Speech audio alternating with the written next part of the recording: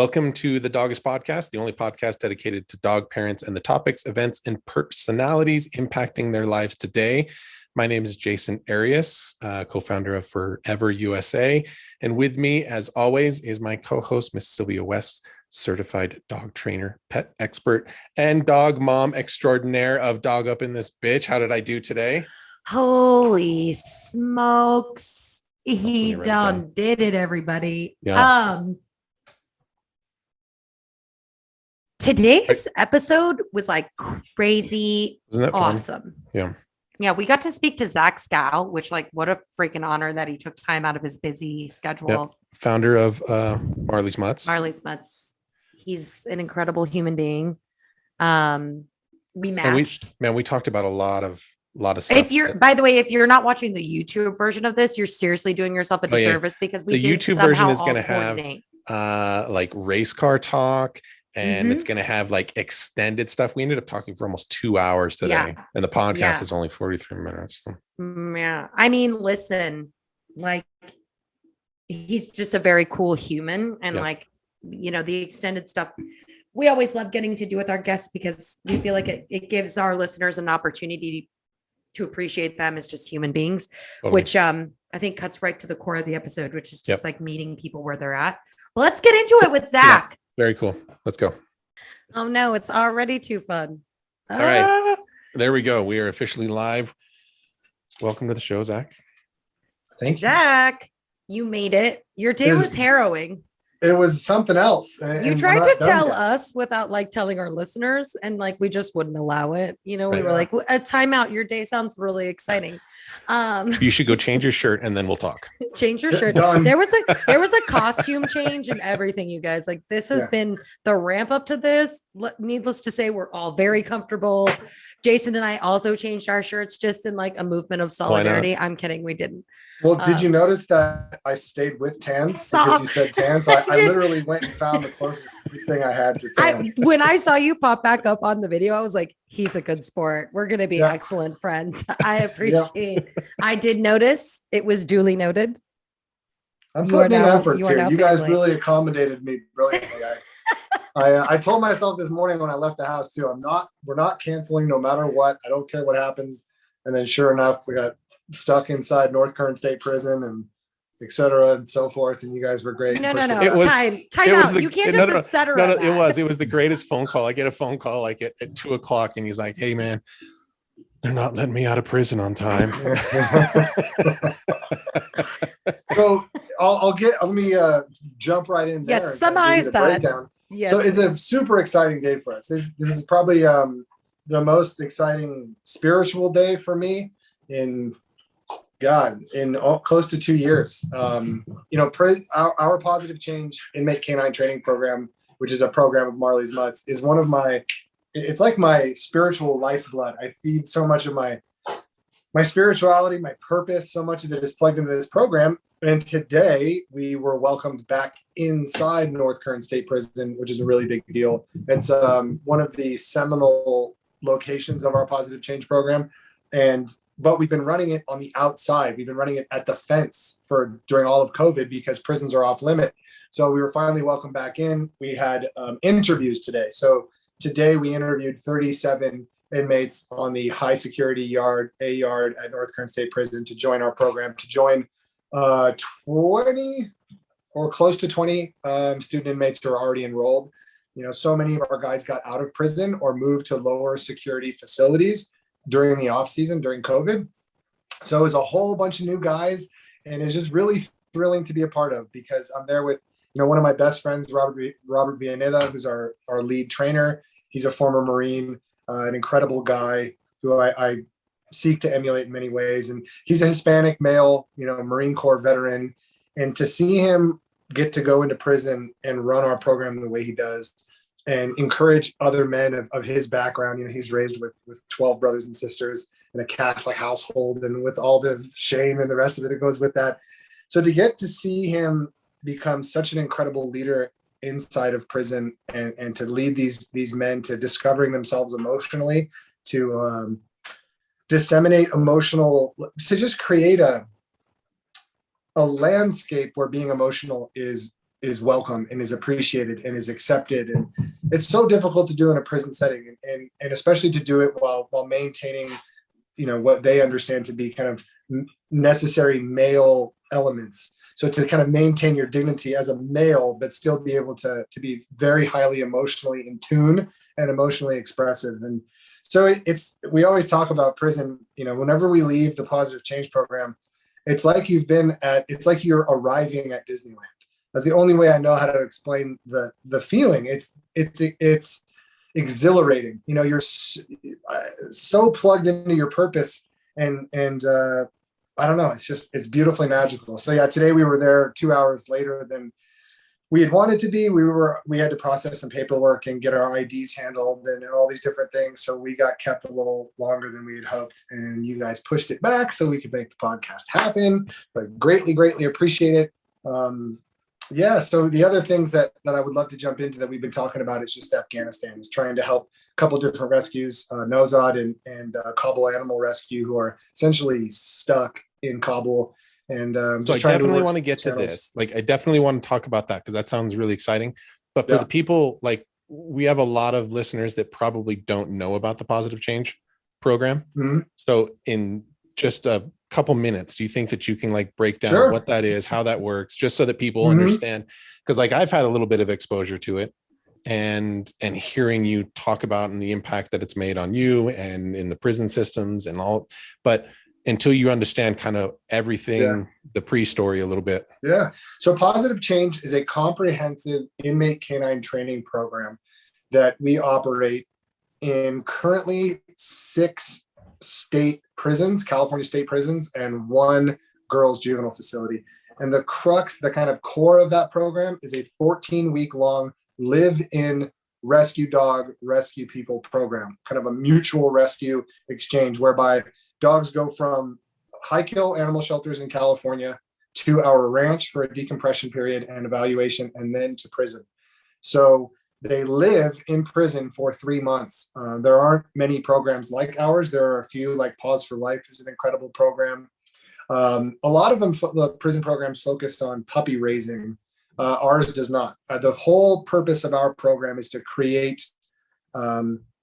wellness through the human-animal bond, but to create hope and opportunity for incarcerated people and pets. The whole point is to create new opportunities for these abandoned, given up on animals who may feel a variety of different ways, and to also give hope and opportunity to these abandoned human beings, human beings who have been essentially sequestered away from society, locked up from hope, opportunity, love, emotion, feeling, separated from all of those very human things. And that void is filled with violence, racism, segregation, hopelessness, drugs, alcohol, all of these chaotic, terrible variables that greet you when you walk into prison. So the Pawsitive Change program really ends up being like an antidote to a lot of the negativity and cyclical nonsense that is rampant, that is just culturally worn into the prison system. Okay, I want to take a quick break right here. I'm going to take a quick break. Yeah. Time out.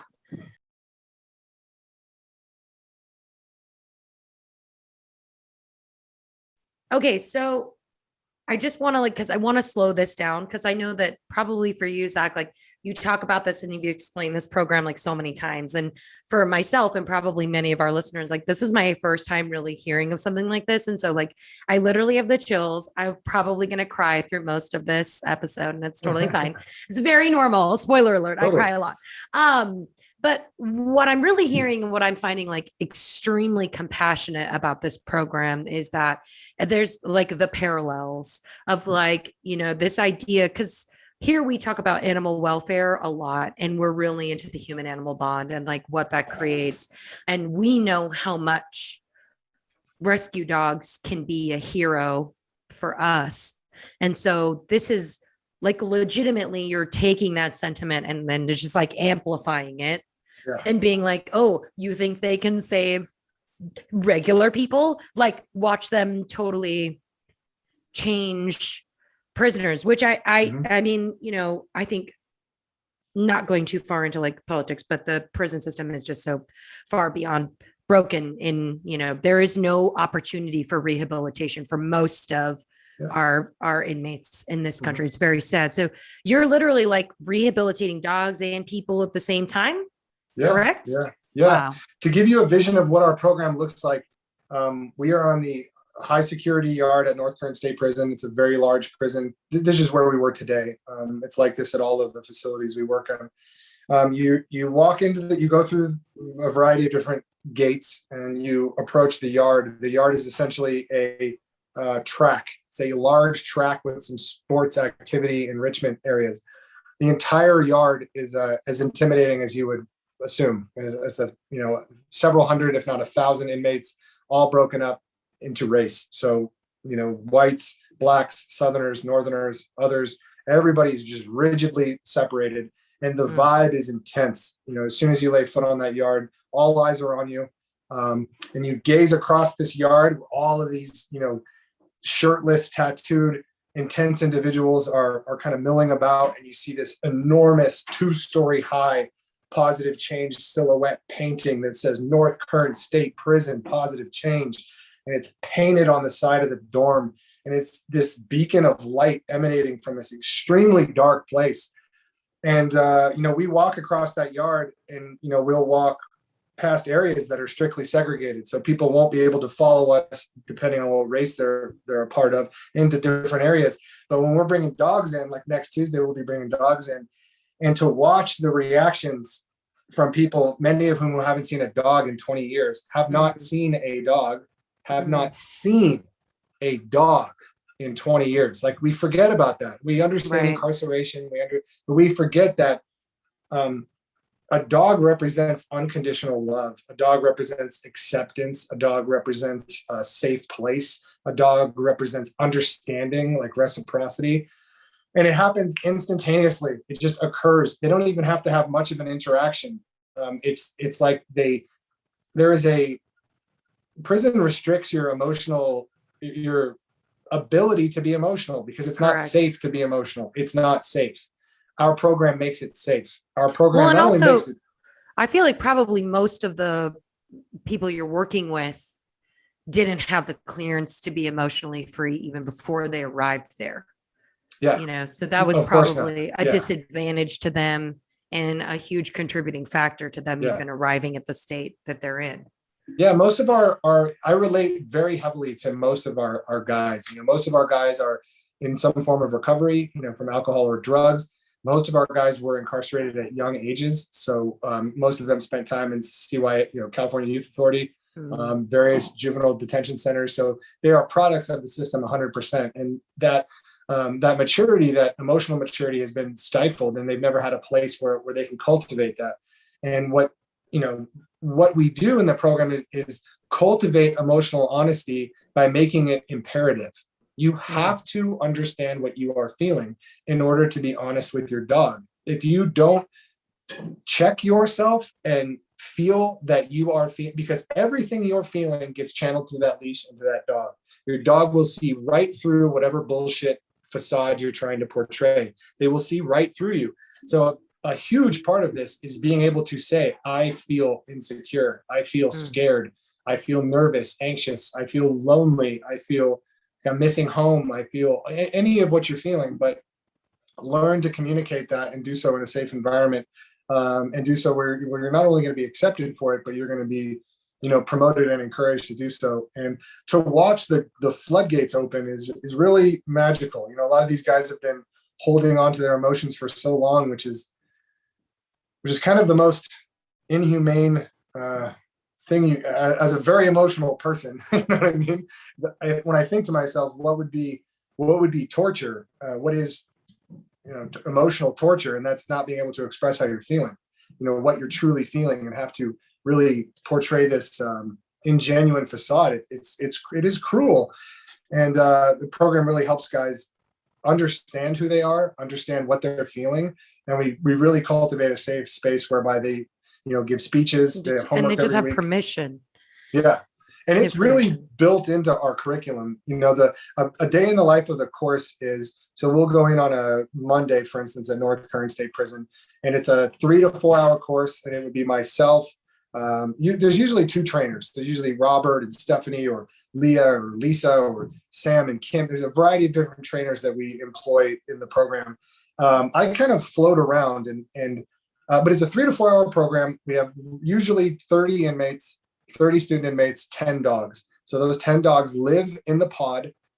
So the housing unit is broken up into pods. So a yard will typically have several several pods. So one pod will hold 90 to 120 men. All of our men will congregate, will live in that pod. All the dogs will live in that pod, and those men there'll be 3 men per dog. So all hours of the day, that dog is being trained for 3 straight months. They spend roughly 13 and a half hours a day working with their guys, working with their people.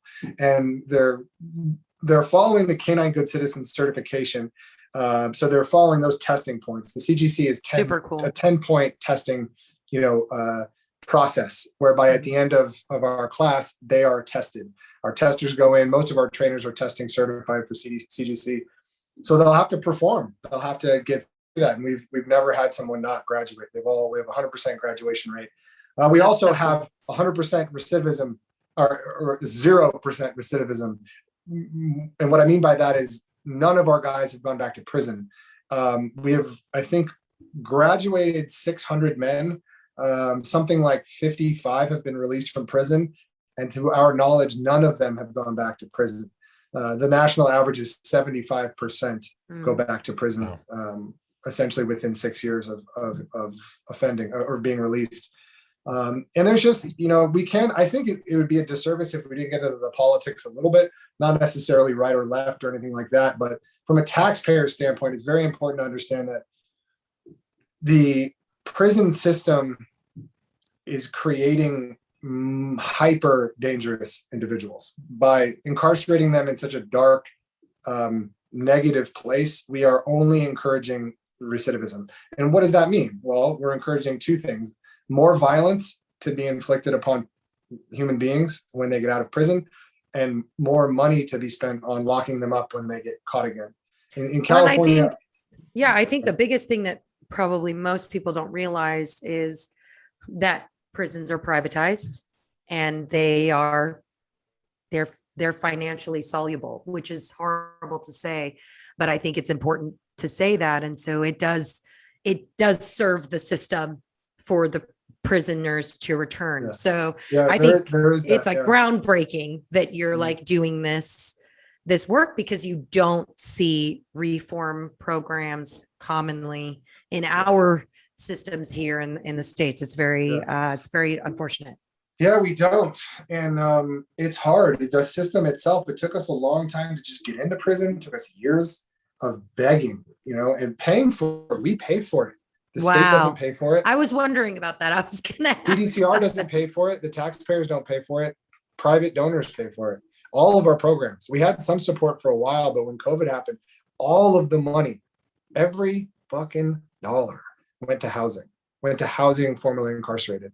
So they're not being prepared for release, and the bottom can fall out for you when guys have all the structure and all of the kind of lifelines built into prison, where everything's regimented and they're just taking care of you by the very nature of prison. It can be very intimidating if you don't have family, if you don't have work, if you don't have a means to support yourself. It can feel, the walls can close in quickly when you're released from prison. And it really requires setting these guys up emotionally for getting out of prison. You got to think about it this way. When you're down and locked up for 5, 10, 15, 20 years, a lot of our guys are my age. I'm 41 and they've been locked up for more than 20 years. That's half of their life. They have no relationships. They have no skills at only negativity. Building relationships. Someone like yourself, right? They've never interacted with a female in the last 20 years in a really like a normal, friendly, hey, how was your day? How are you? Hi, nice to meet you. I'm Zach. It's never that. It's always someone who's in a position of authority over them. So can you imagine not having seen a female in 20 years and then just being out on the streets, not having interacted with someone? Like how awkward some of those interactions can be. And I think we just have lost a tremendous amount of empathy for what it means to make a mistake even if you're a young kid, most of these guys were kids, and to not have a way to redeem yourself, not have a way in this society to say, look, that's not me, please forgive me. There really isn't much of a way, but there sure as shit is a way through positive change. Yes. There is no better, even my dad was somebody who wasn't sold on this when we first presented it. Didn't really like the idea of his son going into maximum security prisons, and maybe why are you working with those guys instead of working with maybe other people that might deserve it more. And then he started listening to me, and when I would come out of prison, and how I would be feeling, and how jazzed, and how and just all the change and the positivity and the potential, just the endless potential that exists within our prison systems. These guys have just never been believed in. Never been. They've just, and same with these dogs. They have a tendency to believe their own stories, which is, I'm just an addict who's been locked up for 20 years. I'm just this, I'm just that. And what's also exciting about that is the pet industry. The pet industry is $100 billion industry. Yes. It is enormous. Just here in the States. Yeah. Yeah. $100 crazy. billion. Yeah. And what incarcerated people have always needed is an A economy job. that believed in them. Yes. Yeah. An economy that didn't segregate them or didn't prejudge them. And through the lens of rescue dogs, people will just drop their guard. Whatever natural guard we have up about formerly incarcerated, you put a rescue dog in front of them, and we forget about it. We get right back to the heart. We get right back to empathy. Dogs just facilitate the more humane reactions, the more like righteous reactions in people. They help us to see the truth, whereas we're so polarized naturally. It's so black and white, left and right, all the rest of it. And dogs really help people to see the potential in these guys and girls. And to see so many of our guys get out of prison and find employment. I mean, this is a dog. You guys know the dog world pretty well. There aren't a lot of black and brown people in the work that we do, much less male, much less. I was just going to say, black and brown men. And the majority of our graduates are black and brown men who have found employment in this, who are not only found employment, but many of them are small business owners. Many of them are employing other graduates. I mean, we have one of our guys who's doing an amazing job. I just marvel at his success and who he is as a person. And he's trying to support another one of our guys. And there's just a lot of guys helping guys. They're really succeeding out in this world. They're owning businesses, and they're taxpayers. They're small business owners. And there's just an absolute ton of potential in these individuals because they have experienced the darkness, because they have experienced a wide spectrum of emotional pain, suffering, all of it. They have just a wealth of experience, etc. And if you can get through being down, if you can get through a 20-year bid and get out of prison with a decent attitude, I mean, good God, you're a special person, because prison tries to take it all away from you. And they emerge with their humanity still intact and still focused on, they just blow me away, man. I am more impressed, and I've been healed personally by these individuals more than almost, people I've known since I was in grade school. There's just a very special bond that we have. Okay. On that note, we're going to take a quick break and we'll be right back.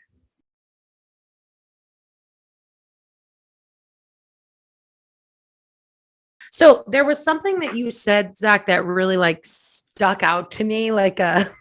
There's one word that you said, and in the break, we kind of went into something else, but you said that your dad wanted you to work with people who deserved it more.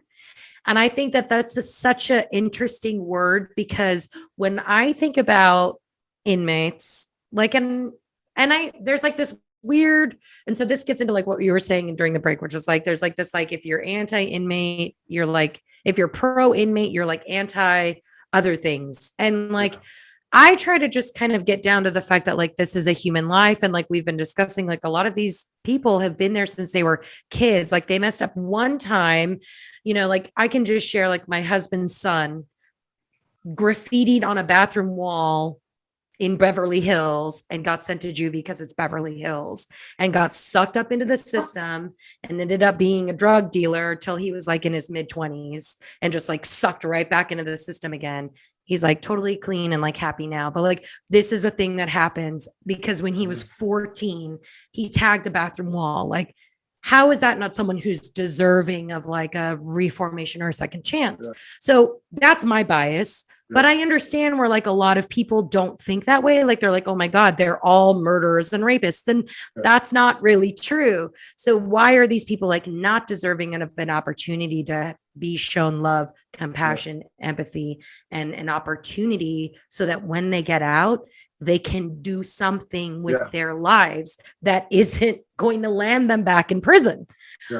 Which is the whole idea of rescue dogs, right? And I know Jasen, like the Forever brand is all about this idea of not getting stuck on that story like, oh, Fluffy was beaten and his eye is now missing, but like he's such a good boy. It's more like this is an incredible dog with a lot of love to give. And I think what your program is doing is like helping us look at humans in that way, which I think is the most compassionate thing that we all 100%. Need to do. There's a couple famous quotes that I meld together. One of them is essentially, you can judge a nation based on how they treat their incarcerated.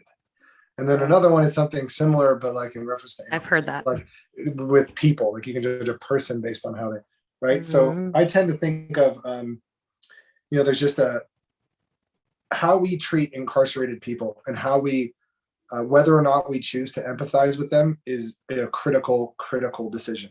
And for a long time, since really the forever, but certainly in the mid 90s during the big, war on drugs and this big kind of law and order epidemic, if you will, where the mass incarceration was essentially created in the mid 90s. We have lost our empathy. We have lost our empathy with people who have never, in many cases, never had a chance. It's not that they messed up and we ought to forgive them. It's that they never had a chance. And they've been victims of so much pain and trauma. I mean, I know, hundreds of inmates and their stories intimately and, communicate with a variety of guys. And we have breakout sessions in prison to unpack these things. And many of them have lived existences that you just cannot fathom. And to not allow ourselves to have empathy for people who have committed crimes or allow ourselves to have empathy for these situations is just wrong. We've just been taught for a long time that we keep the bad people over here. We separate ourselves from the bad people. And after all, they're tattooed and dressed in blue and they're in prison, which must mean that they're bad. So we don't want anything to do with them. We don't want any resources for them. We don't want to, we're going to not provide anything for them. And the opposite should be true. We should be looking at each of these souls. There's 10 million children directly connected to incarcerated parents right now in America. 10 million. Just pause on that for a minute. What did those kids do wrong? Their parents are locked up. What do you think that's going to do to their life? You know what the chances of that an incarcerated child will go to a child of an incarcerated person will go to prison? 80%. You essentially quadruple their chances of going to prison by locking up their parents. So we got to have empathy for these things and we got to unpack these things instead of being so reactive. We just want to be reactive. And, prison has been used as a political football to one degree or another, where it's like, if you believe in redemption, you're one end of the spectrum. And if you believe in like crime and punishment, then you're on the other end. And it's just incorrect. We just need to force ourselves to be more empathetic in all ways. And there's nothing more empathetic than a dog. I was just going to say, I think that's where the dog fills that zone, is that unconditional empathy. The bridge. Like they just don't, they don't care. Like they're not sitting there worrying about what somebody did or is going to do. They're just living in the moment. And you had mentioned it a little bit earlier, Zach, on when you bring a dog into the relationship, like, for example, my dad used to actually not do business with people that didn't like, because his dogs would go to the shop with him all the time.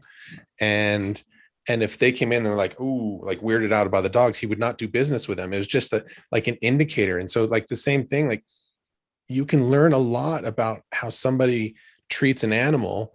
And regardless of what you look like, if you get down on the ground and you're playing with a Pomeranian, my trust for you, especially in that moment, is through the roof. Like I can overlook, I don't really care about anything else. It just builds that opportunity of having a conversation about something, sharing a story, and still being able to build a quick relationship through another living being. Yeah. Yay, Yeah. human animal bond. Yeah. Well, what does the human animal bond teach us most? It enables us to do better human bonding. Correct. Because I don't fucking trust people. I've been burnt a lot of times by people that I care. And if I just listen to myself, I wouldn't like anybody. I mean, I don't get me wrong. I love people. A lot of people in our line of work like to, favorite. I know it's a weird thing. Yeah. I don't understand how you can be a dog trainer, not like people. Like 90% of my job is speaking to my dog's owners. I can't talk to the dogs.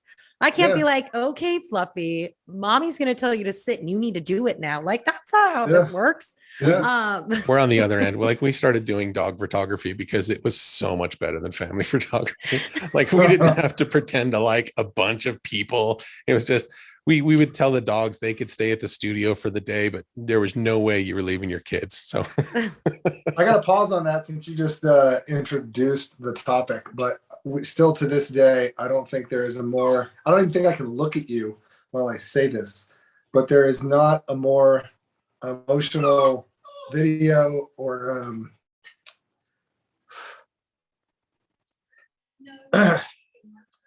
the pictures you guys took of our family were incredible. And our dog passed about a year after you guys took those pictures. And my wife and I we still look at those pictures regularly, and they're so special. That was just our girl. That was our very special girl, and she died in front of our daughter. And it was awful, but I have these pictures of her with my daughter that you guys took, and with our whole family. And during COVID, my father-in-law got sick, really sick a couple of times, and the whole gang is in those pictures. And I can't tell you how many times I looked at those images. I have them in this little folder on my phone. I stare at them all the time, and I'll never be able to thank you enough for that, man. We are absolutely honored. And Christy will love hearing that message as well. So thank you. It was remarkable. It's more remarkable because I'll never forget Christy's style. I'm going, is this for real? Like she was just, what is happening? This is the most unconventional photo shoot I've ever been in. What is happening right now? And I remember you looked over me at one point and you were like, trust the process or something like that. And I was like, all right, dude, all right, I get it. And then the pictures. Yeah, Christy has a way. I was sobbing in our shoot. She's like, just tell me about them. I'm like, why do I feel this way right now? I couldn't believe it, man. I mean, some of those of what you guys captured, it was remarkable. There's such powerful moments. So I want to, because I know it's something that's really important to you. So I want to make sure that we gloat on us anymore. You're just going to take it. I know. I just want to make sure that we get. Oh my goodness. Well, it's very much appreciated, Zach. Very, very, very much. Yeah. Okay. There's Miss Cora. Oh, hello, baby. Oh, Rose. Oh, is it precious? There's a whole gaggle of dogs in here. They've just I'm sure you can hear them itching and the table every once in a while is like, okay, so let's really, we've got just like 1 minute before the break, but I just want to like quickly get a little summary on like what's going on in Afghanistan. And then I want to talk about what happened to you today, but why don't you let everybody know like what's going on over there? I mean, obviously probably a lot of people are invested on the human side. So like enlighten us a little bit on the animal side. Sure. There's specifically two organizations in Afghanistan that are really wonderful and that are stuck in Kabul. One of them is Kabul Animal Rescue. The other is Nowzad, which was founded by this gentleman, Penn Farthing. He's a United Kingdom Marine. He was a UK Marine, fought in Iraq and Afghanistan, was in the military for 22 years, started that organization in country in Kabul to save lives. And when the U.S. started to pull out and the Taliban took over Kabul, they became stranded. 71 employees of Penn and something similar for Kabul Animal Rescue. So they are stranded in Kabul, both of these organizations, all of their animals, each have a lot of animals, 200, near 200 for Nowzad and I think like 100 for KAR. And we're just trying to do our best to figure out how to help get them out of the country. There is options for human beings, but no options for dogs. There are options for Westerners, but no options for their Afghani counterparts. And they don't want to leave their staff. They don't want to leave their veterinarians. They don't want to leave their kennel staff. They don't want to leave the people that they know are in danger when America fully pulls out on the 30th and the Taliban takes over. They're just not safe. But having professionals leave the country, the Taliban doesn't want professionals to leave. People, doctors, veterinarians, those who would help rebuild the country. They don't want them. They're resources to them, and they're not safe. And it's heartbreaking. I just can't help but think of myself as being him or her. The founders of these organizations, and I just feel helpless. We've all just felt helpless. There's this, thousands and thousands of us that have been following these stories online and trying to contact our local politicians and people overseas and our local military attaches and everybody we can. And, we had yesterday, they were on their way out. They had an aircraft. They raised $250,000 to get out of Afghanistan, but they can't get their call sign, which is their permission to land at the airport in Kabul. But today, all we've been trying to do is find the proper authorities to reach who can assign them a call sign to get them the authority to land at the airport. Still don't know. Hold on. We got to take a quick break. I want to get more into what's going on today because that's what you were like rushing in from. But let's take a quick break.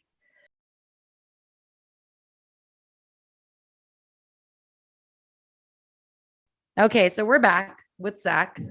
So you were flustering in. So you told us that you 11 p.m. last night, you got some news. So what's going on? What's really interesting is our friends from SPCA International are visiting. So they came down. The border in Canada finally opened up. So they came down to shadow the Pawsitive Change program today, which was incredible.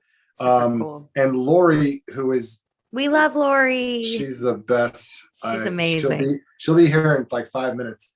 Oh, you have to bring her in and have her say hi. Bring her in. Yeah. Totally. We love Lori. So, I was going to ask you about SPCA. She's connected to everybody in all over the world. And I've been on her behalf or with her all over the globe, working with dog stuff.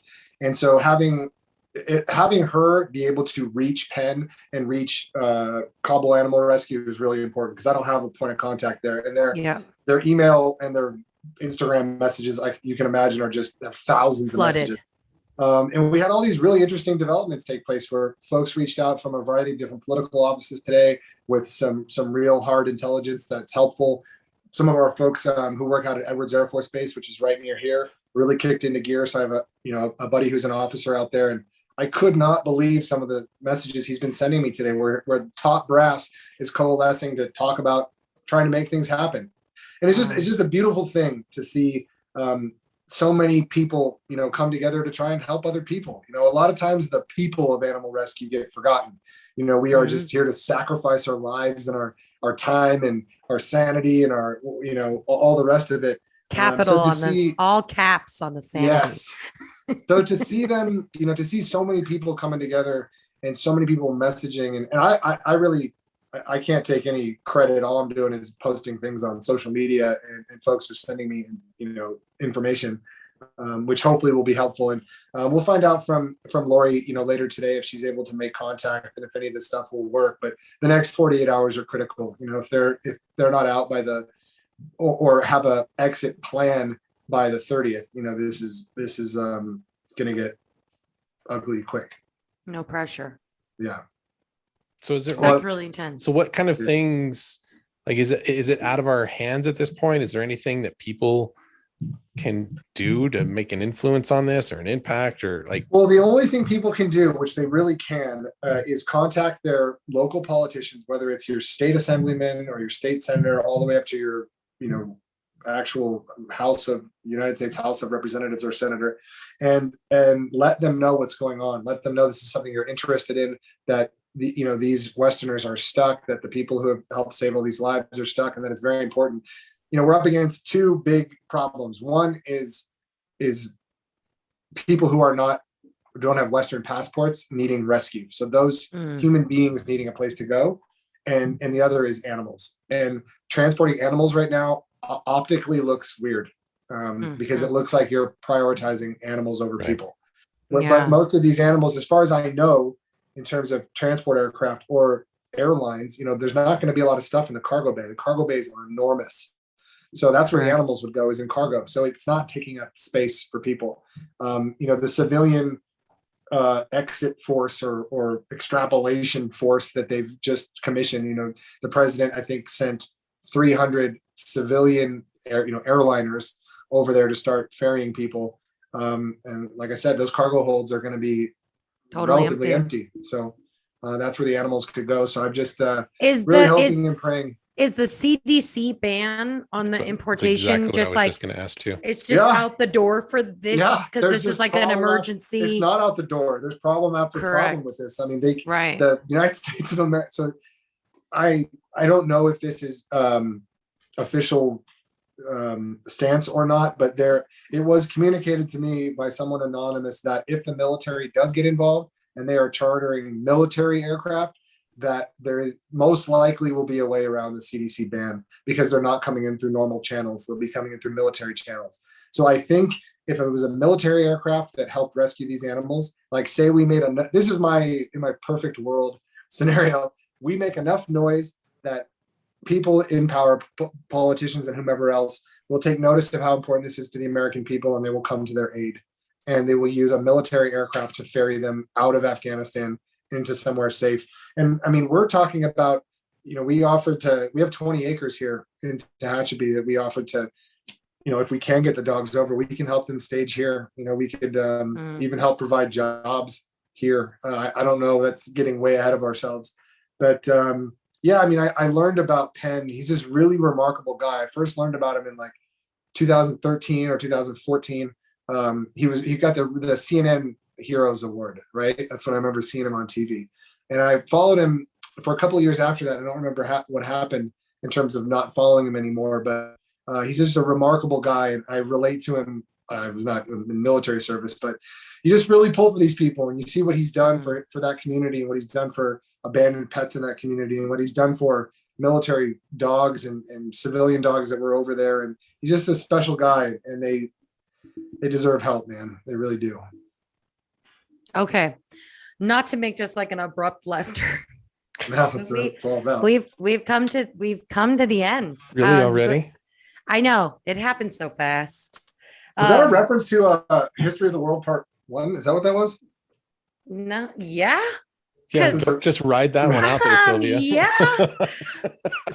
Fuck yeah. Have you not seen it? It's a Mel Brooks comedy from the 80s. Okay, so yeah. You should have. Look it up.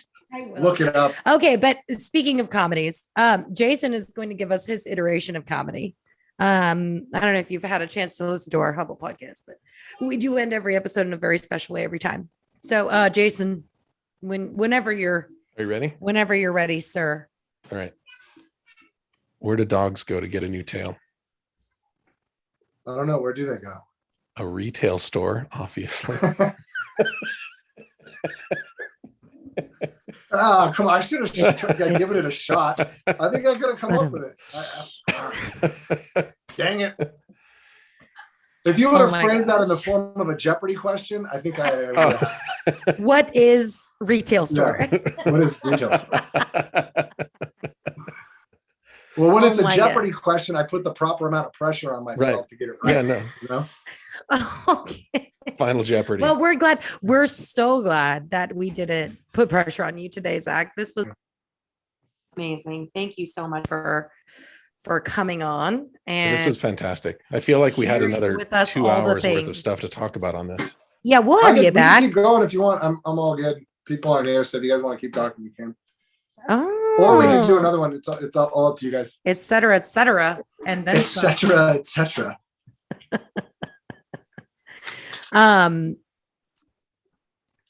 What other stuff do you have going on? I mean, because Yeah, I what's feel going like we on? kind of I'm like, cut you off. Like we'll keep Yeah, let's going do on it. some of these topics. So, if you guys want to talk a little bit more, one of the things that we had a I can curse, right? All you want. you already have, and yes, We had a fucking tough COVID. Yeah. I felt it was just all over the place. Started it off with a baby, which was terrific. But it's just such I'm a like, strange wait, time. what? And we You're had a like, it was child. horrible. We had a baby. It was amazing. My wife actually gave birth in the vehicle in my Whoa. I Muttmobile. remember reading that. Yeah. Wow. Yeah, she delivered it too. I didn't even get the credit. Were you driving? It was marvelous though. She handled it. It was one of the most impressive, beautiful things. Dang, your wife is a beast. Where is she? She's awesome. Baller. I'm looking right at her. She's outside. So from an organizational standpoint, when COVID hit, it was just, we didn't know, man. We didn't know what was going to happen. All of our prison programs shut down. So we're feeling like this loss of a lifeline to our people and that depend on us. Our therapy program, which is massive and operates like almost every day, that we can't go into facilities, and good God, what are we going to do? And the shelters all shut down. They're on modified schedules, and fuck, borders shut down. You can't go to Canada, can't move, And then at the beginning of this year, well, really at the end of last year, we started to pivot towards transport. And good God, it just goes to show that even in your darkest moments, like, it's an opportunity to adjust. It's an opportunity to reassess. And we kind of took a step back and redid our strategic plan, both like figuratively and actually. And we pivoted to transport. And we've been taking every month, basically 60 to 90 dogs from high kill shelters in California and being able to move them up to Canada through pet rescue pilots. And my buddy Julian, who's just an incredible pilot, incredible dude. He's been flying missions for us all the time. We have the Barks bus coming in from Montreal. And what we've been able to do is basically triple our life-saving capacity in the middle of COVID. And we've like quadrupled the number of animals we have at the ranch. We have 90 dogs there right now. I want to say 23 pit bulls. More pit bulls have been adopted this year than any other year by far. We've had 100 pit bull adoptions already, which is just ridiculous. I love that. And it's what I thought was a totally depressing, thoroughly negative time really turned out to introduce us a new epoch for Marley's Mutts, which is this hyper life-saving capacity of our mutt mover program of transporting dogs up to Canada and to the Pacific Northwest. It's something that we've done all the time, but we put more of our resources into adoption, into just conventional adoption. And what we're finding now is that this is the way to go. This is the way to save lives and make room. And it's just been incredible. We're going to save almost double the amount of dogs this year than we saved last year. And last year was a great year. So why Canada? Wow. Like what's going on in Canada that they have the additional space to take them up there? Well, culturally, societally, they don't have anywhere near as many rescue dogs. So the rescue paradigm has reached Canada where people want to rescue. There's a huge demand to rescue. There's still people buying dogs from breeders and such, but the rescue fever really hit Canada. And then the supply of dogs vanished. There just aren't rescue dogs. They have far fewer shelters. It's just culturally not something that's affected their community like it affects ours. So they have a tremendous need. I think Raincoast had 1,000 applications for dogs. They're getting adopted before they get there, sight unseen.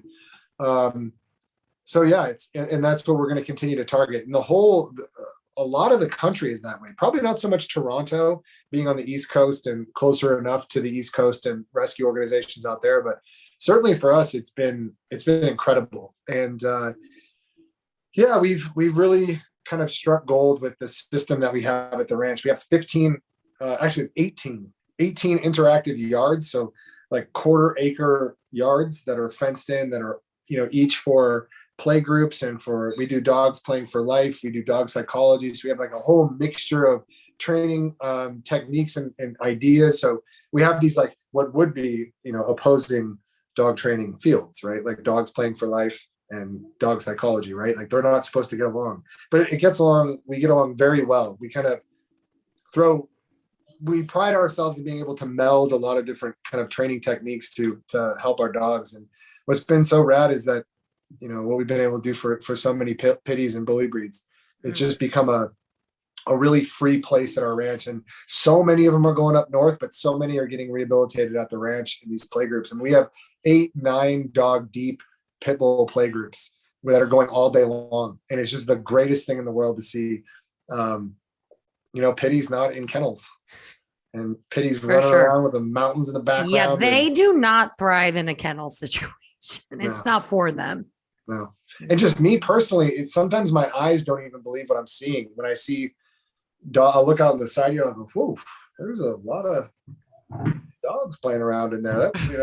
I'm not conventionally used to it, and, but Joshua Proctor, man, he's our ranch lead. He's just incredible. And this is also a guy, like, animal welfare blows my mind. The people in animal welfare blow my mind. I mean, this guy has like several thousand euthanasias under his belt. He's a city shelter director. He worked at a shelter in Florida, worked at one in Texas, but he's a born, tried and true rescuer. It's in his bones, and he knows both sides of it, and he's had to go through that immense pain, and he doesn't want to ever do it again. And so he will find any way to rescue a dog, anyway, like by any means necessary. And I just love his drive, and he's added a real special significant element to our organization, that's for sure. How long has he been with you guys? 9 months. Oh, okay. So this isn't the guy that's running Camp Golden Years. No, that's Joel. Yeah, okay. Joel's rad too. Joel's organized in Arizona. So Joel moved back to Arizona. He kind of like, I guess you could say, downsized. But he's got a little facility out there in Arizona, and he's doing his thing, and he's doing great. So the space that was Camp Golden Years at our ranch, which was the senior little dog center, is now. That is an amazing name, by the way. Yeah, it is for sure. Yeah. I'm getting all kinds of the feels. Our trip, today. And it's not just to give. How do I get an invitation to the ranch? God. I was going to tell you gotta go. It was we visited a lot of shelters, and everybody's making their impact. And this isn't to make light of any of the work that anybody else is doing, but the environment that we got to feel at Marley's Mutts was just unique. It was it's hard to describe. You can't just describe it as oh yeah, there's a bunch of dogs and kennels. That's not what it is. The interaction that we got to have there, and particularly Camp Golden Years had a huge impact. Christy still loves when I sit there and talk. The sun was even perfect. It was later in the afternoon. The sun is just barely breaking. Spoken like a true photographer. Over it was over golden hour at the Golden Years Ranch. The shed, right? And everything's just pretty. And he goes, "Oh, you want me to open up the door?" And opens up the barn doors, and 30 of these senior Chihuahuas and other dogs. Half of them are blind or missing a leg. They just come barreling out with the biggest smiles and just do their best to tackle you. And the whole experience there with the boys and everything was just amazing. Yeah. Yeah. It's just about 3 times as big now as when you were out here. We've added. That was only 2 years ago. Yeah. We've added tons of yards, absolutely tons. I don't even know. I'm trying to remember what it was like back then, but yeah, we've built profoundly more yards, and we have probably 7 times more dogs than we did when you were there. And it's special. We've only really used 4 acres. We got another 16 to try to figure out. We have livestock there too. We have some pigs rescued from all over California, from the fires, from other places. We have some goats.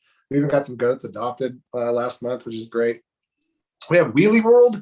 Wheelie World is the new development. Also, it's a wait. What is it for? Is it for dogs in wheelchairs? Oh, it's for dogs in wheelchairs. Yeah. So Wheelie World is there's 7. Stop dogs it! Right now. Yeah, they all. How many? All the dogs now are. It's international back at Wheelie World right now. So it's Rocky Kanaka. My buddy Rocky. I've known him for 10 years now or more. He has a really great page too. If you guys haven't seen Rocky Kanaka's page, but Rocky helped us build Camp Golden Years. It's always been a dream of mine. I have a handicapable dog. I've always had handicapable dogs. A lot of fostering of those kinds of dogs. And so, yeah, Camp Gold or Wheelie World is just this magical place with, let me see if I can get all their names. So Oprah is a Rottweiler. She comes from Morocco. She's incredible. Oprah, the person, gave us our first break. So that was why it's kind of serendipitous. I met her in Morocco. We brought her back. Dia, who was physically taken advantage of, well, sexually taken advantage of in Morocco, also paralyzed. She's back there. She's our little warrior princess. She's incredible. Naji's from Saudi Arabia. He's a big shepherd. And Ivar's from Morocco. And then we have Bella's from Lebanon. I brought her over when I was over there last, right before the CDC ban. So they all got here right before the CDC ban. It was like with 2 days to spare. We had I think we had 16 dogs come in from overseas right before the ban. And they all live in Camp Gold or in Wheelie World. And it's the best thing in the world. They have this like room the size of my office that's air conditioned, and they all sleep together. And we were so worried about them getting along at first. You know, they're all from different places, and they don't even speak the same. I know they're all speaking language. different languages. They all speak Arabic. They all speak Arabic. They're all from Arabic regions of the okay. world. But it's just the most wonderful. The same. Yeah, it's such a special place. If you ever want to come Amazing. up, just come up. You could camp at the ranch. You could stay there. It's we have a night watchman. All of the above. You got to go. That's it's. And I'm very serious. Like right I'm very serious about this. Like I literally, we talked to well, we're doing like a whole thing right now. Like we're going to be throwing like a whole charity thing. Just bringing awareness to like pet identification and the importance of all of that. So we're doing it out in Barquet, and I was like, I need to see this place. And like, I literally flew out there. So have you been out to Barquet or checked out Barquet? Careful. No.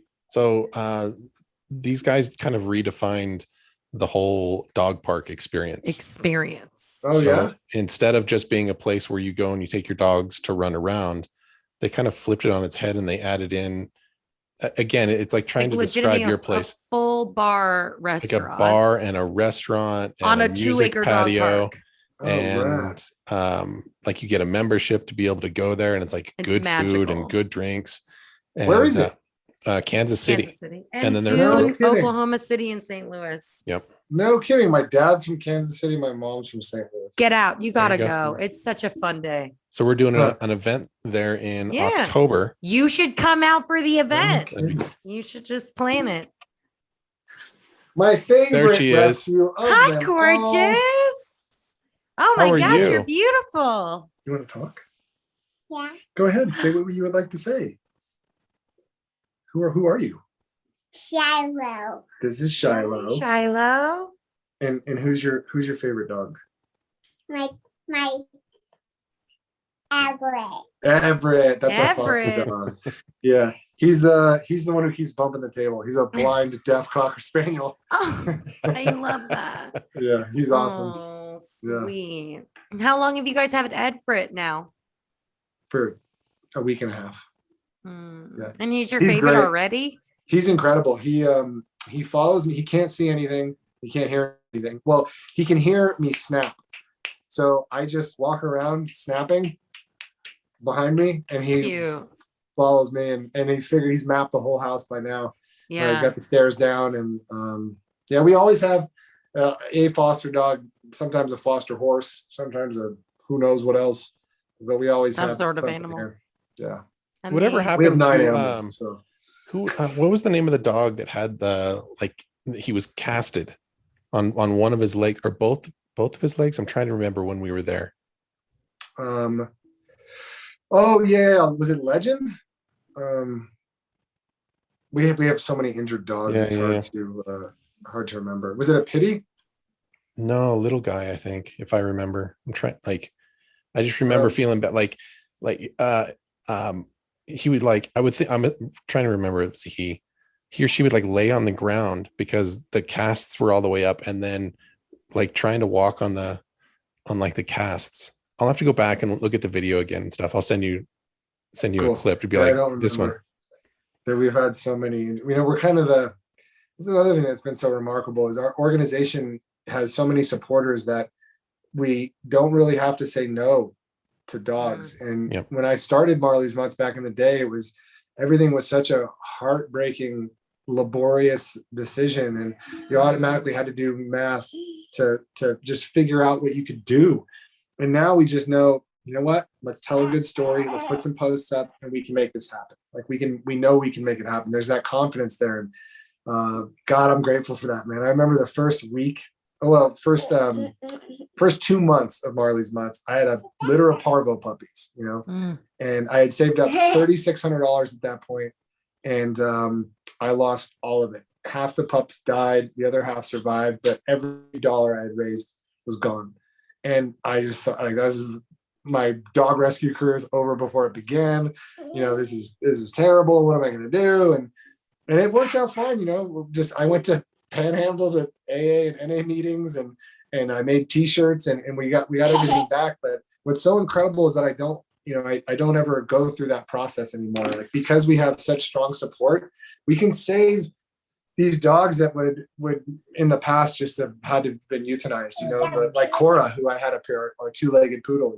Those are dogs that such elaborate, extensive surgeries and processes that in the past it probably would have been a no. You know what I mean? Correct. So do you have any advice for, because there's a massive community of startup rescues, of good-hearted people that want to make an impact in rescues' lives, but they're dealing with that struggle that you were just describing, where it's like, they just don't have the funds. They're spending all of their paycheck and often living in not great conditions so that they can try and help save these dogs.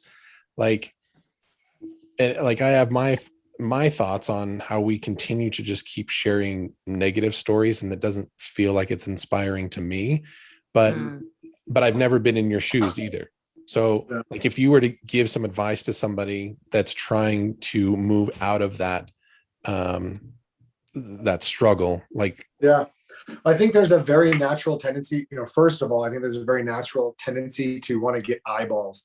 You have an injured dog, you just have to post about them. It's going to seem negative, and people tend to lean heavily on shock and awe and being appalled and being offended. Yeah, we talked with Larissa Wall, and she was like, she's like a reporter, and she was like, if it bleeds, it leads.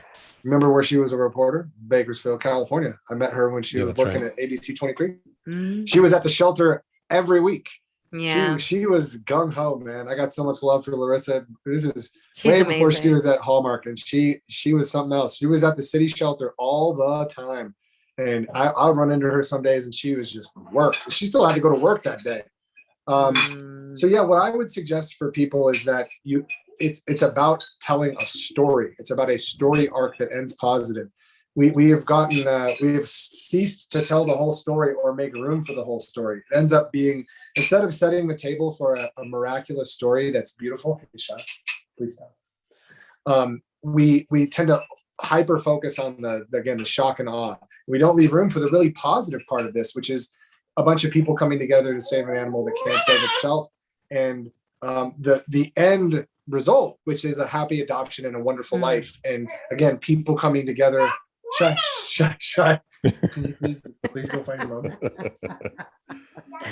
Okay. She's doing her own show over there, and I feel like interrupting it. That's right. Yeah, she's jumping on her very large teddy bear is what's happening. But I have a lot of what I would say to folks. A lot of these people they've found themselves in service to animals. A lot of people don't find their identity, don't find their purpose. So many people live less than purposeful lives because it's never been introduced to them.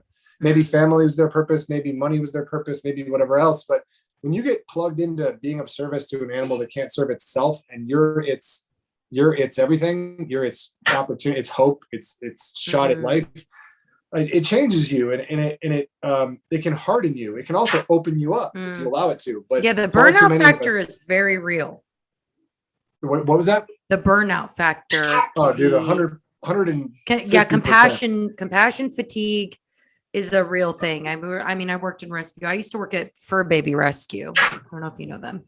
But they used to house all of the Westlake German Shepherd dogs. But Oh, she yeah. used to do a lot of work with she used to take in all the dogs from do you remember the show Shorty's Rescue? Do you remember Yeah, that Shorty show? Rossi. Yeah. So she used to, that was the facility in downtown LA he'd always go into. So I worked at it there for like Okay. 2 years, and we specialized in puppy rescue. So we'd be pulling Yeah. all the parvo puppies off of the Kern shelter floors. That's what we were Yeah. doing, was we would Yeah. pull out of Kern all the time. We worked with a few rescuers up there that would like pull puppies off the farms and stuff like Yeah. that. We would like rehabilitate, and puppy rescue is hard. Like Yeah. the compassion fatigue there is very real, because they come off those shelter floors very, very ill, and many of them do not make it. Like parvo Yeah. is 50-50. Yeah. You know, they're gonna, you either Compassion- caught it soon enough or you didn't. Compassion fatigue, it runs so deep in so many ways. It's not just dealing with the loss. It's your energy. You are taking your any leftover energy you have, and you're giving of yourself. You're trying to give of yourself to your staff, you're giving of yourself on social media. You're making yourself completely vulnerable because you're putting yourself out on social media. That alone sucks your energy out because you're worried about judgment. I mean, I've had people have tried to cancel me. You know, it was some of the scariest, most, you just see the worst side of people in animal welfare. You see the worst True. side of people, and it's but you also see absolutely the 1,000,000% best of people. You just see people sacrificing, and if we all just loved each other, if we all just took some time to love each other properly and build each other up. I mean, some of my favorite people are rescuers, and some of the people, when I'm having a hard day, you know, I get onto Ty's page from Reverse Rescue and I see how hard he works. So I get onto Laura LaBelle's page and I see how hard she works. You know, or I get onto John Flores's page and have a laugh. Or I envy in a positive way so many people in animal welfare. And what we've taken, instead of healthy envy in which you seek to emulate somebody, we've turned it into jealousy, and we've turned it into hate. And that was something that I experienced a lot in the welfare industry, and I think we've had conversations with other rescuers about this too, where it's like, I don't understand. And as a dog trainer, like, I don't understand the competitive aspect of it all. Like, there are enough dogs. There's enough dogs for everybody to rescue and everybody to train. And I feel like if we were all working together towards the common good, wouldn't we just accomplish more? Like, I don't understand this whole, like, well, I'm doing a really great job at it and you're doing a really crap job. I don't understand that. It's never resonated with me. So I can't even imagine at your level doing what you're doing, you know, just the haters that you're going to experience. It's very tough. I guess the point is that compassion fatigue has an antidote, and that antidote is empathy and love. You know, I mean, there are some people that I don't quite understand, who I may not envy, but I sure as shit respect them. You know, I respect them no matter what, even if I don't like them. Correct. I respect them. And people have lost respect. They just treat one another so poorly. And it, you know, we're still up against so much. We think we've kind of hit the no-kill Valhalla. We really haven't. We got so much work to do. And if we keep pushing people out away from this work, if we keep alienating the best and brightest, we're not going to achieve our goal. And we're not going to just get the most out of this human-animal bond. You've seen what it's like in just the past 5 years, where the floodgates have opened, and the number of minds, the diversity and the different types of people who have come from engineering backgrounds or teaching backgrounds, and lots of women, lots of men, military.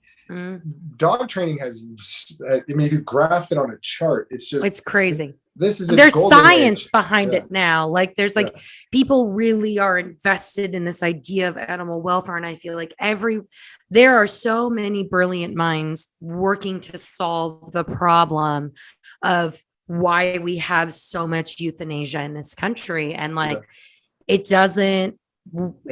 know, I think that the more people who chip away at it, I'm with you. I'm like, the more minds we put at this, the better. Like, I might look at something totally differently than you look at something. That doesn't make me right or you wrong. It just makes us like, is there a road where like we maybe it's the two of our ideas collaborating that make the final idea that solves the problem. But I feel like the more competitive the industry becomes, the less productive it's going to become. Yeah, we very much become like She's so I always go back to like empathy, but we're just so unempathetic. We don't put ourselves in other people's shoes. We don't care to know. We don't want to know. And it's just horrifically disappointing because well, I think we assume to know. Oh yeah, definitely. That's the worst part of it. Yeah. I mean, that's a trap I fall into all the time. You assume, based on your own mindset and circumstances and experience. Yeah. You assume, what's going on. Yeah, for sure.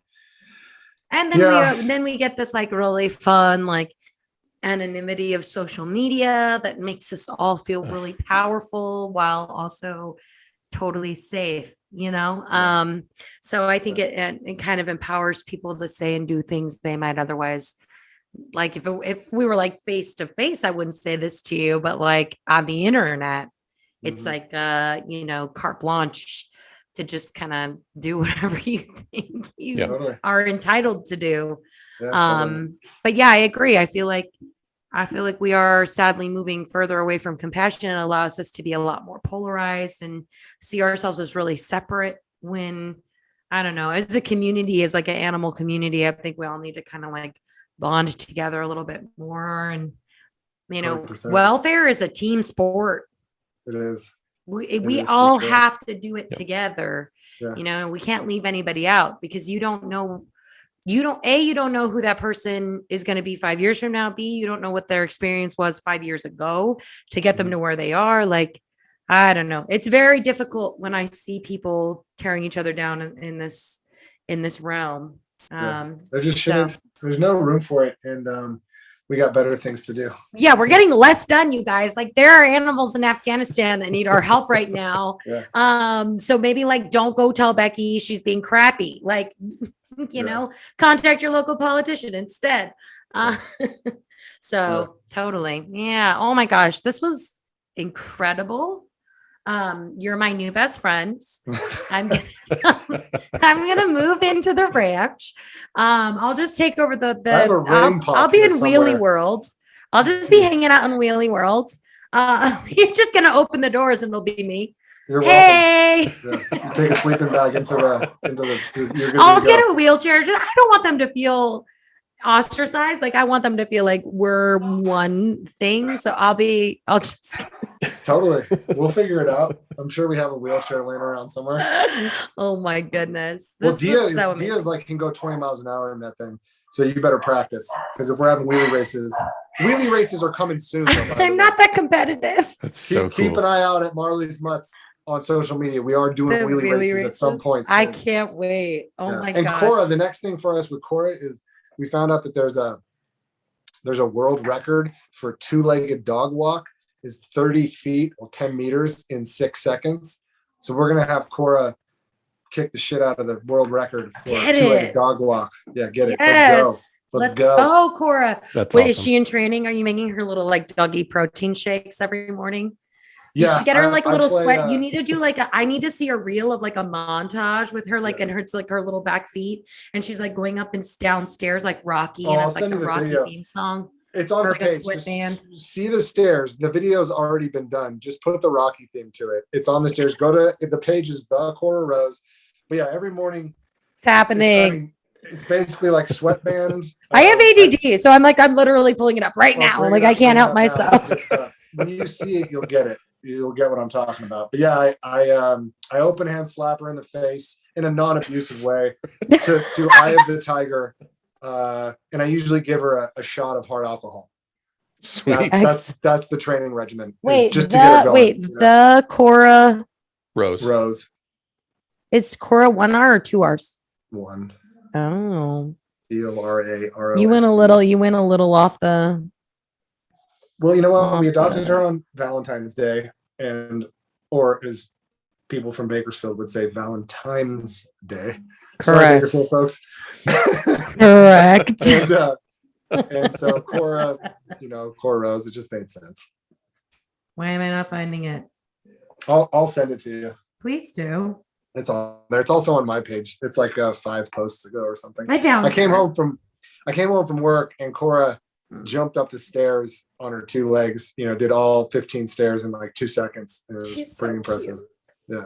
She's awesome. I like can't stare at her page for too long. I'll just start sobbing. So I'm just gonna like putting my phone really far away.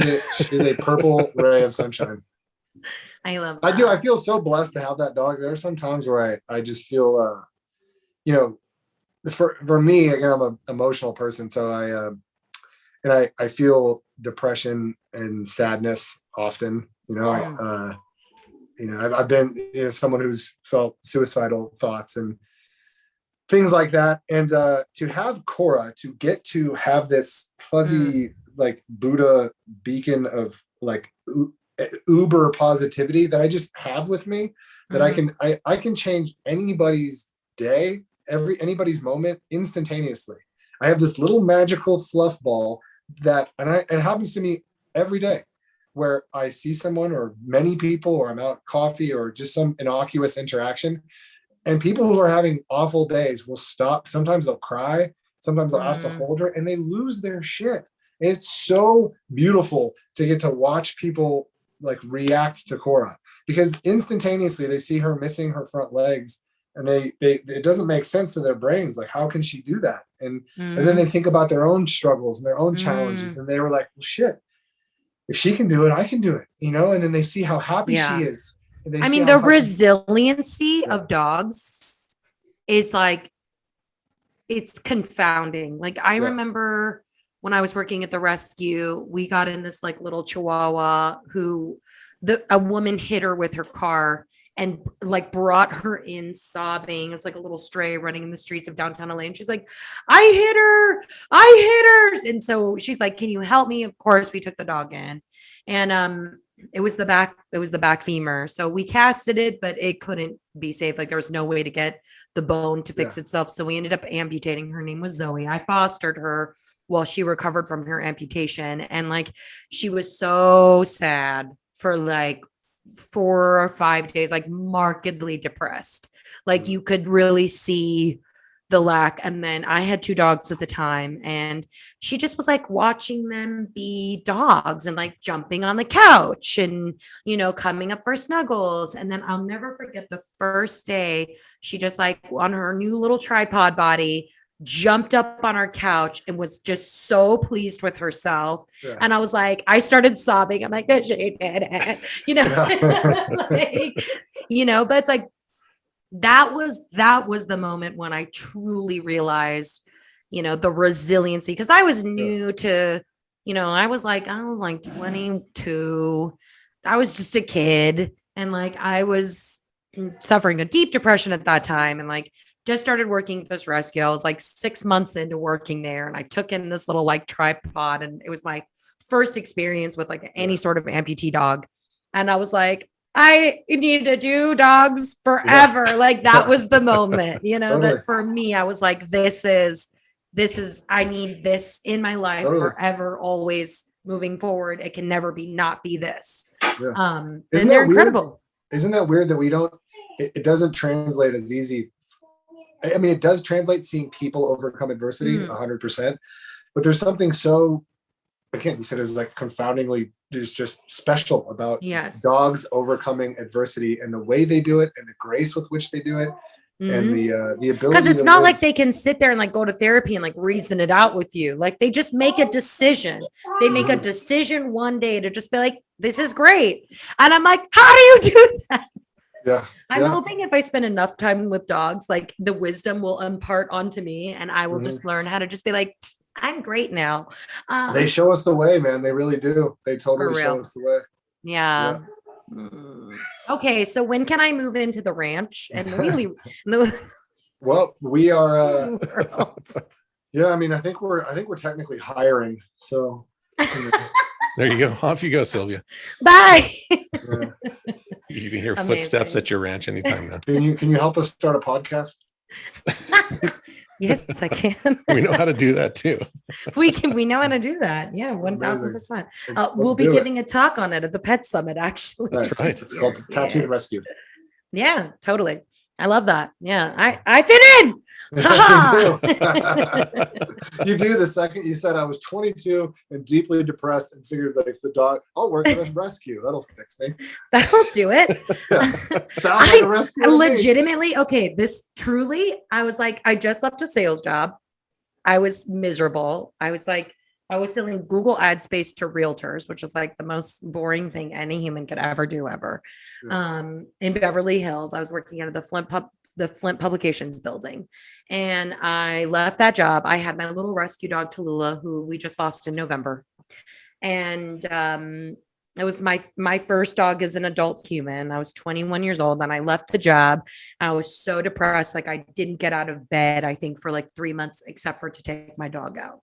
And I was binge watching Netflix and I was binge watching Shorty's Rescue.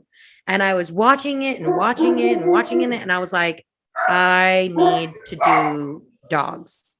Yeah. That's what I need to do. And I did. And then I never looked back. And now I have dog wallpaper in my house. Yeah, I can relate. Did I go too? Is it too much? Did I go too far? No, it's definitely not too much. Oh, yeah. I've been admiring the wall behind you. It's amazing. The artwork is great. Yeah, I love it. I love it. Oh, but this will be something good to leave on. These are some of my like prized possessions. This is from Corcoran State Prison. That was after our second graduation there. And this is a drawing that John Flores from I Pity the Bull actually gave to me. They gifted him with it and he gave it to me. And yeah. That's awesome. Amazing. I'm very, very. I was looking at that one. I was like, I bet you that's an inmate gift. That's yep, very sure cool. is. Well, Zach, we appreciate thanks all so your much, time Zach. today. Give Lori a hug for us. Yeah, this was I too had a fun. great We blast. definitely need to do this again. Like we want to keep up. I'd love to get an update, like maybe a little bit after Afghanistan works its thing out and kind of hear how that all went. Yeah, 100%. I would love to. You guys are awesome. So I'm anytime, especially if Shiloh can join. Yes, Shiloh's please. welcome anytime. Oh my God, she's too cute. I don't know. I might lose the job. I was trying to see if Lori's here yet, but I don't think Lori is. Everybody else is here, but Lori's not. But Oh, awesome. shoot We'll tell her would we you- said hi. would you mind texting me and then I'll shoot you a message, and if you want to chat, we'll give you a call. Yeah, Okay. I'd love Yeah, to. perfect. Yeah, for sure. Okay. Awesome. Thank you, Zach. Thanks, guys. Zach, Much we'll love. see you I'll later. see you. I will be seeing you soon. You better believe it. I'm Let's very do it. serious about these things. Threat accepted. Okay. Yeah. Bye. Awesome. Have a wonderful Thanks, Zach. night. Have a good one. Bye. Bye. I just want to take a quick moment to thank all of our listeners, my amazing co-host Jason, our amazing, freaking wonderful guest, Zach Skow, for just all the time that he. Man, there's going to be a lot of links on this show. So many links. Yeah. A lot of like It's talked about Cora. There's so many Instagrams for you guys to check out. Cora. Follow. Cora has her own Instagram account as well. Like, I mean, like She is a truly Marley's good Mutts, wonder. and there's a lot of Instagram accounts. We'll try and get as many as possible in the show notes. Anyways, please check us out on social media, Dogish Podcast, at Dog Up in This Bitch, and at Forever USA. All that If stuff. there is a topic or personality that you would like discussed on the show or you want us to interview, we want to hear from you Yep. because we're not doing this for ourselves. I mean, kind of. But Kind of are. anyway, until next time, you guys. Awesome. See you later.